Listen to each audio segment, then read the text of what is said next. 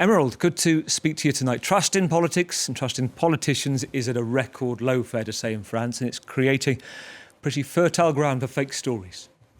Yes, these kind of fake news stories are really finding a receptive audience among the French public at the moment, Gavin. We can see, for instance, in this viral video that the claim that criticising President Emmanuel Macron will soon be punishable by a year in prison and a €3,750 fine. To back up his claims, the man in the video refers to an X-post. Here it is. And this post says that the National Assembly is expected to soon pass a law aimed at securing the digital space, and that centrist Senator Loïc Hervé has decided to amend the law and add an online contempt offence.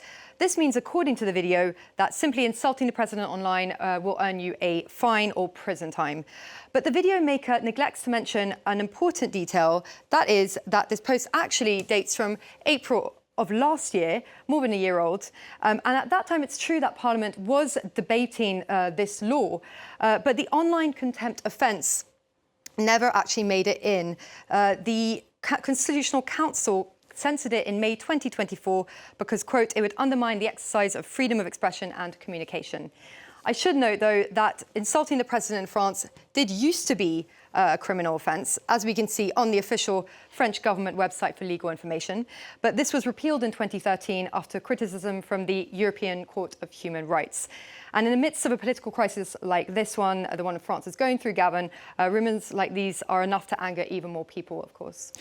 But it gets to the heart, Emerald, of why you're verifying this, the importance of it, because Wednesday there's expected to be protests. Lots of fake news posts are being shared with real ones alongside the hashtag 10th of September, referring to this nationwide protest.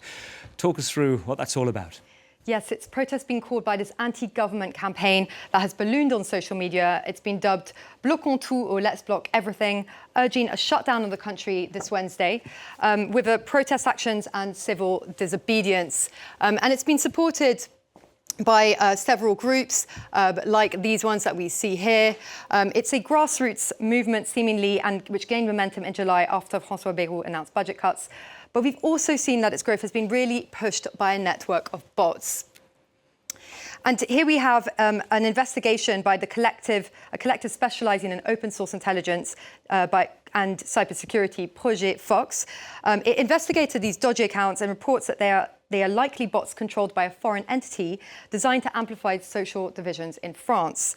Accounts like this one, supposedly of a young French woman named Eva Masson. But there are giveaways that these are not real people because, as in Eva Masson's case, the photo has been ripped from a real Instagram influencer's account by the name of Cassandra Cano and has been slightly photoshopped. Another example of hints that these are fake are, for instance, the identical bios, supposedly of two different people, but accounts which have an identical bio. In this case, these two women describe themselves as whistleblowers on corruption. They say there is none so deaf as those who refuse to hear. Interestingly, all these bot accounts pretend to be young women. There are also signs that they are being run by the same entity or person. They all started posting at the same time, in late April or early May of this year. And in one post on Ava Lune's account, she actually writes that she is Eva Masson. And there's also several hints that a foreign entity is behind these accounts. The tweets are often written in a tone too formal for social media, so it sounds like they've been written by AI. And mistakes also slip into the posts that cast doubt on their supposed French origin, such as here when they are talking about celebrating Mother's Day, but it's the wrong date for French Mother's Day. They're actually referring to English-speaking countries' celebrations of Mother's Day, or confusing the French overseas territory of Guyane with a city. Finally, all these accounts exploit divisive or controversial topics and spread fake news, generating millions of views, with many posts in particular